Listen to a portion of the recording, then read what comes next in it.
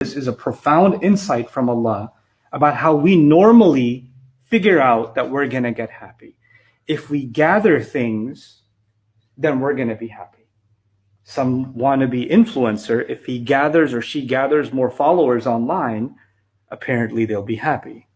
If I can gather these new gadgets that came out, the 2.0 came out, the 13 came out, the 14 came out, the newest release came out. If I just gather that, I'll be happy. If I watch the new season of this show, I can gather more episodes under my experience, then I'll be happy. If I can gather more money, then I can be happy.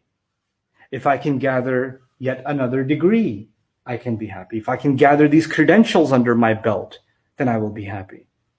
Right? So we're all, whether there are tangible things like money, cars, toys, games, clothes, shoes, bags, you name it. Either it's those things or it's intangible things like degrees, recognition, followers, appreciation, compliments. Some people like to gather compliments. That's what they're looking to gather. Just somebody just compliment on how good I look, or somebody compliment on how smart I am, or somebody compliment on how funny that joke was. I just need to gather these compliments, right? And so in all of these pursuits, and by the way, when you're gathering something, when you're collecting something, like an animal, when birds collect twigs for their nest, when ants collect food for their survival, right? Then it takes work. Gathering doesn't just happen on its own, it's work. And in this small ayah, Allah has provided us a really deep insight. People exhaust themselves gathering things that they think will make them happy.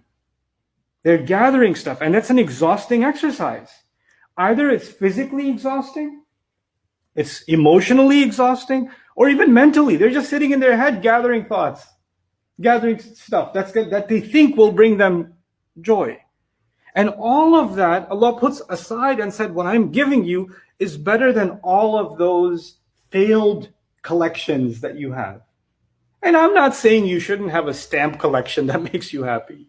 Or you shouldn't have, some other, some people have shoe collections. Our contractor here at the campus, non-Muslim guy, he has a sneaker collection. He's got a gallery in his house of sneakers, right? So it makes him happy. I'm not saying you can't have collections, or you can't have things that bring you experiences of joy. But there's one thing above all, and I've noticed this over and over again as I've interacted with people, tried to understand this subject. People that become obsessed with one kind of collecting or the other. You know what? A lot of times I said this earlier on, that there's the pursuit